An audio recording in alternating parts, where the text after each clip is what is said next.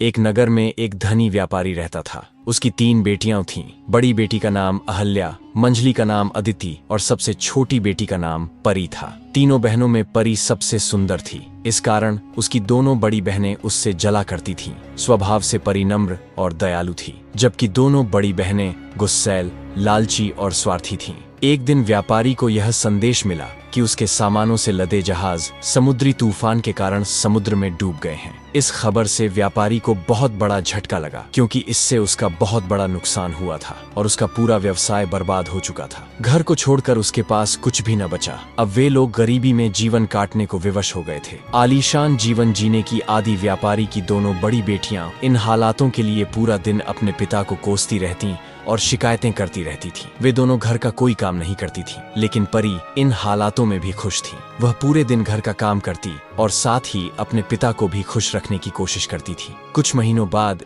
एक दिन व्यापारी को पता चला कि उसका एक जहाज बंदरगाह पर पहुंच गया है। उसने तुरंत ही बंदरगाह जाने की तैयारी कर ली। जाने से पहले उसने अपनी तीनों बेटियों से पूछा कि वापसी में वह उनके लिए क्या लेकर आए। दोनों बड़ी बेटियों ने सुंदर कपड़े, जूते, मोतियों का हार और इसी तरह की अन्य चीजें लाने के लिए कहा। परी अपने पिता की हालत जानती थी, इसलिए उसने अपने पिता से बस एक सुंदर लाल गुलाब का फूल लाने को कहा। जब व्यापारी बंदरगाह पहुंचा तो उसने देखा कि उसके जहाज का पूरा सामान नष्ट हो चुका है। साथ ही उसका जहाज भी टूट फूट गया है और किसी काम का नहीं रह गया है। थका हारा निराश व्यापारी वापस घर की ओर लौटने लगा। वापस लौटते लौटते रात हो गई। रास्ते में एक घना भयानक जंगल था। व्यापारी जल्दी से जल्दी उस जंगल को पार करना चाहता था, लेकिन तभी अचानक ही शुरू हुए तेज आंधी तूफान ने उसे घेर लिया। उस तूफान में सफर जारी रख पाना असंभव था। आश्रय की खोज में वह इधर उधर भटकने लगा। तभी उसे उस भयानक जंगल में एक स्थान पर रोशनी दिखाई पड़ी। जब वह पास पहुंचा तो उसे रोशनी से नहाया हुआ महल नजर आया। उसकी उम्मीद बंध गई और उसने सोचा कि रात गुजारने के लिए मुझे यहाँ जरूर आश्रय मिल सकता है। वह महल के दरवाजे के पास पहुंचा, देखा कि वह खुला हुआ है। उसने वहां से आवाज लगाई, किंतु कोई बाहर नहीं आया। साहस बटोरकर वह अंदर चला गया। अंदर पहुंचकर उसने फिर से पुकारा, किंतु फिर भी कोई नहीं आया। वह महल बड़ा ही विचित्र था। पूरा महल रोशनी से जगमगा रहा था।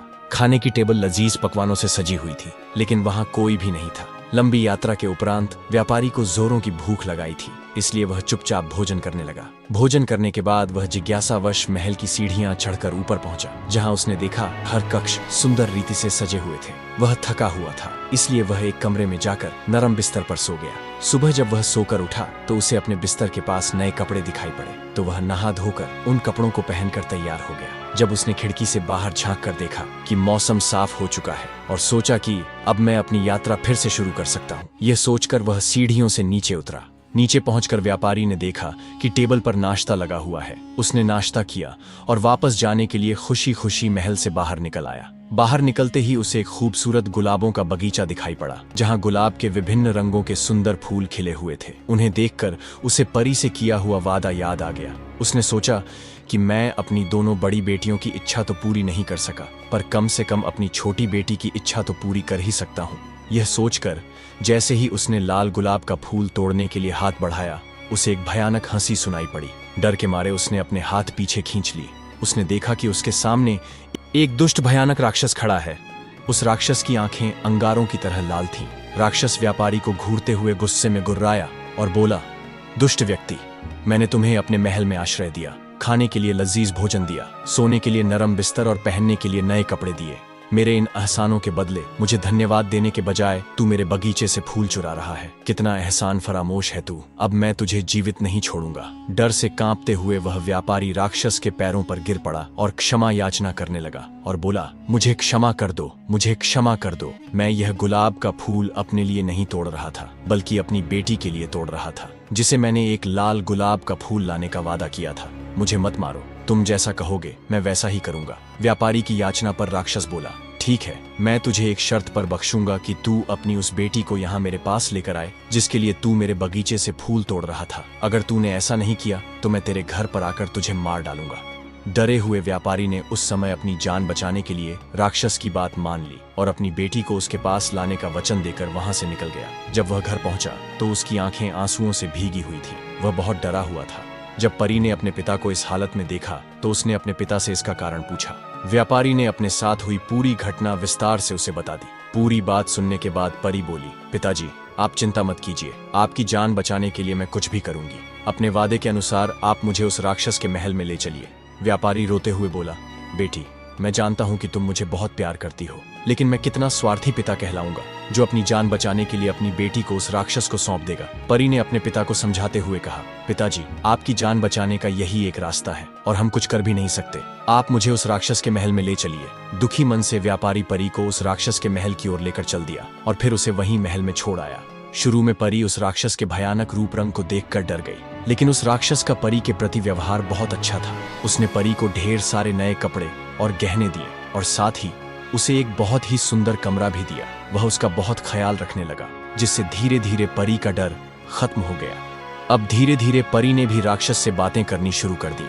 उसे यह अच्छा लगने लगा। दिन गुजरते रहे और दोनों बहुत अच्छे दोस्त बन गए। राक्षस परी को चाहने लगा था, लेकिन अपनी बदसूरती के कारण वह अपनी मन की बात कहने से डरता था। फिर एक दिन उसने हिम्मत करके परी को अपने मन की बात बता दी और उसके सामने विवाह का प्रस्ताव रख दिया। इस प्रस्ताव पर परी आश्चर्य में पड़ गई। उसे समझ नहीं आया कि राक्षस को वह क्या उत्तर दे। वह सोच में पड़ गई कि वह कैसे उस बदसूरत राक्षस से विवाह कर सकती है, लेकिन वह उसकी भावनाओं को भी ठेस नहीं पहुंचाना चाहती थी, क्योंकि वह उसके प्रति दयालु था और उसने उसके पिता के प्राण भी नहीं लिए थे। परी घबराते हुए बोली, मैं इसका अभी कोई उत्तर नहीं दे सकती। परी की बात पूरी होने से पहले ही राक्षस उसका उत्तर समझ गया और उसकी बात काटकर बोला, कोई बात नहीं परी, मैं तुम्हारी स्थिति समझता हूँ, मुझे तुम्हारी बात का बुरा भी नहीं लगा है। इतना कहकर वह वहाँ से चला गया। दिन गुजरते गए।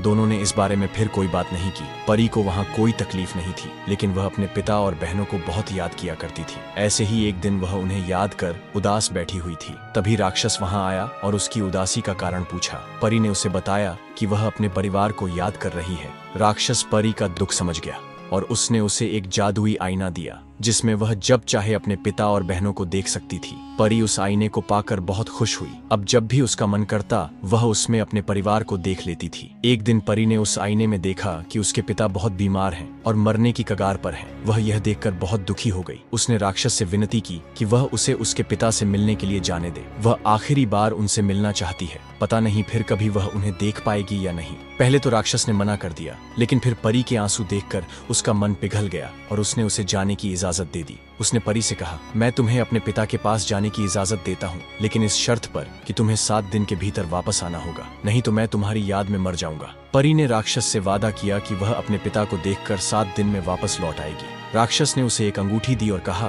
कि जब वह यह अंगूठी अपनी उंगली से उतारेगी, वह वापस इस महल में खुद को पाएगी। परी ने वह अंगूठी पहन ली। फिर अगले दिन जब वह सोकर उठी तो उसने खुद को अपने पिता के घर पर पाया। वह सीधे जाकर अपने पिता से मिली। पिता परी को देखकर बहुत खुश हुए। वास्तव में वह यह सोचकर बीमार पड़ गए थे कि उनकी बेटी एक राक्षस की कैद में है। परी ने उन्हें राक्षस के बारे में विस्तार से बताया कि वह उसके साथ बहुत अच्छा व्यवहार करता है और उसे कोई तकलीफ नहीं होने देता। परी की खैरियत जानकर व्यापारी धीरे धीरे ठीक होने लगा।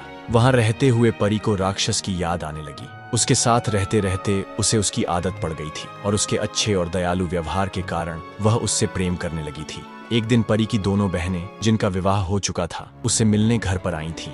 जब परी ने अपनी बहनों को राक्षस के महल में बिताए गए आरामदायक और सुंदर जीवन के बारे में बताया तो वे जल भुनकर रह गईं। जब उन्हें पता चला कि परी को 7 दिन के भीतर राक्षस के महल लौटना है तो उन्होंने झूठे आंसुओं का सहारा लेकर परी को कुछ दिन और रोक लिया। असल में यह उनकी एक साजिश थी। वे चाहती थीं कि राक्षस परी पर नाराज हो जाए और उसे मार डाले। उधर राक्षस बड़ी बेचैनी से परी का इंतजार कर रहा था। 7 दिन बीत जाने के बाद भी जब परी वापस नहीं लौटी तो वह व्याकुल हो उठा। इधर परी भी राक्षस को याद कर रही थी। एक रात उसने सपना देखा कि राक्षस जमीन पर गिरा हुआ है और जीवन मृत्यु के बीच झूल रहा है। सपने से उसकी नींद टूट गई। उसे अपना वादा न निभाने का गहरा पछतावा हुआ। परी ने तुरंत अपनी जादुई अंगूठी निकाली और मन ही मन राक्षस के महल पहुंचने की प्रार्थना की। अगली सुबह जब उसने आंखें खोलीं तो वह राक्षस के महल में थी। उसने पूरे दिन राक्षस का इंतजार किया पर वह उससे मिलने नहीं आया। परी ने महल के हर कोने में उसे ढूंढा पर वह कहीं नहीं दिखा। वह घबरा गई। शाम होते होते वह महल के बाहर निकलकर उसे खोजने लगी। बगीचे के हर कोने में उसे तलाशा।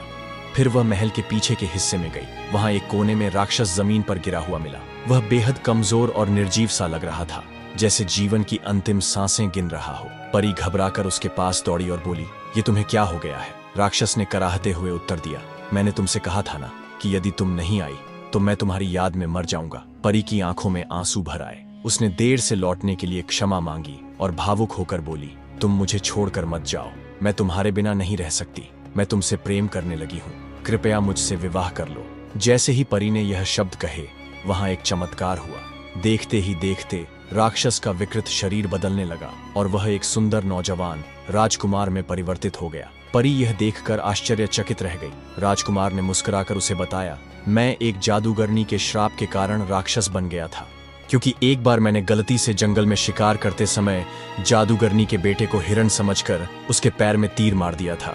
इसी कारण जादूगरनी ने मुझे श्राप दे दिया। मेरी बहुत विनती करने के बाद उसने इसका तोड़ बताया। उसने कहा, जब कोई तुम्हें सच्चे मन से प्रेम करेगा तभी तुम इंसानी रूप में आ पाओगे। आज तुम्हारे सच्चे प्रेम ने मेरा श्राप तोड़ दिया और मुझे मेरा असली रूप वापस मिल गया है। परी की आंखें खुशी से छलक उठी। दोनों ने एक दूसरे का हाथ थाम लिया और अपने जीवन की एक नई सुखद यात्रा शुरू की।